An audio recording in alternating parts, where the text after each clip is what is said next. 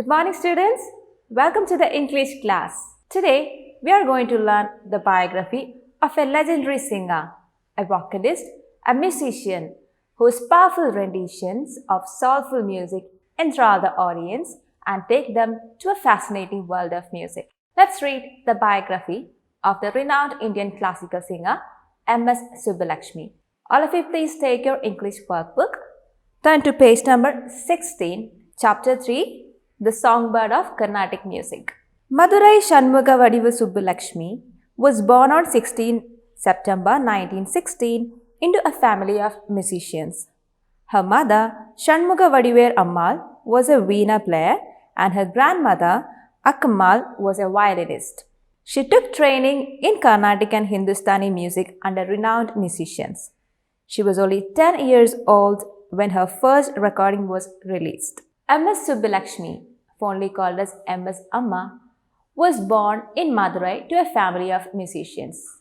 Born into such a family, learning music was an intrinsic part of growing up. Her mother was a veena player and her grandmother, Akkammal, was a violinist. And she was able to undergo music training under the renowned musicians of her time.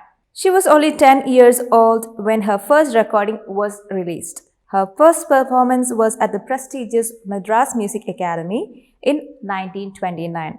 She was just 10 years old when she rendered her first performance at the prestigious Madras Music Academy, and that was in the year 1929.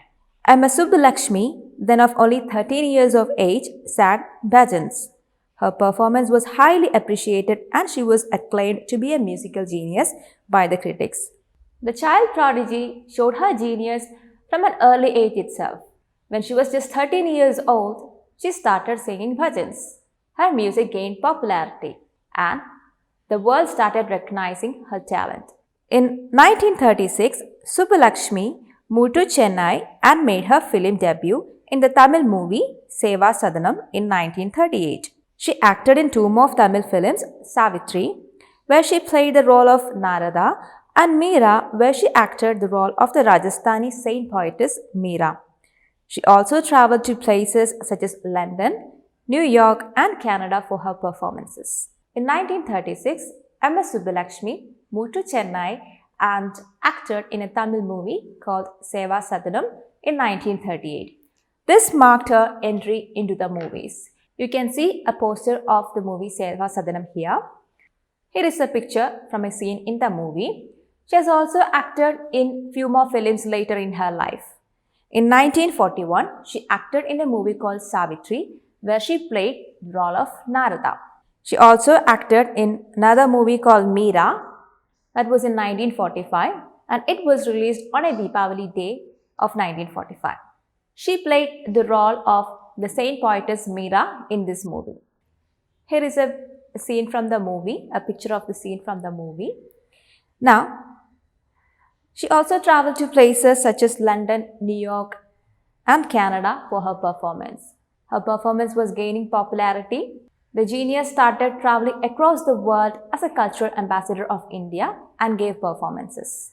Some of Subbulakshmi's popular works include the Venkateshwara Suprabhadam, Early Morning Hymns to Waken Lord Balaji, Bhaja Govindam, Prayers to Lord Krishna, and Vishnu Sahasranamam, 1000 Names of Lord Vishnu. You might have heard the famous Venkateshwara Suprabhadam at least in some movies. This was sung by this genius M.S. Subbulakshmi, and these are early morning hymns to worship Lord Balaji.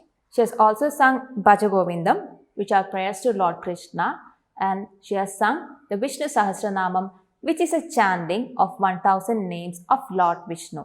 For her contributions to classical music, she received numerous awards and honors. She was the first Indian musician to receive the prestigious Bharata Ratna. For her talent, she started receiving numerous awards. Here, you can see M.S. Subbulakshmi receiving the prestigious Bharata Ratna, India's highest civilian honor, from the then Indian President K.R. Narayanan. And that this was in 1998. She also became the first Indian musician to receive the Raman Magsaysay Award in 1974, which is often considered to be Asia's Nobel Prize. So she also won the prestigious Raman Magsaysay Award, and it was in the year 1974. Apart from this, she was also the first woman recipient of the Sangeeta Kalanidhi Award in 1968. So she also received the Sangeeta Kalanidhi Award in 1968, and she was the first woman recipient to receive the same. Subbalakshmi's devotion to Carnatic and Hindustani music and her popularity around the world earned her the reputation of being one of India's cultural ambassadors. So, the talent of this music exponent was recognized by the world, and she was considered as one of India's cultural ambassadors. On 11 December 2004, the songbird of Carnatic music passed away at the age of 88, leaving behind a stamp of her works in the world of Indian classical music. So, the legendary singer, the music genius, passed away at the age of 88 on December 11, 2004. Leaving behind a legacy. She was a child prodigy, a nightingale, turned into an icon of India. Children, all of you please go through the biography once again. As an activity, I suggest you, please listen to the Venkateshwara Suprabhadam sung by M.S. Subbalakshmi, like it is mentioned in the textbook. So that's all for today, children. We'll meet in the next class. Until then, bye.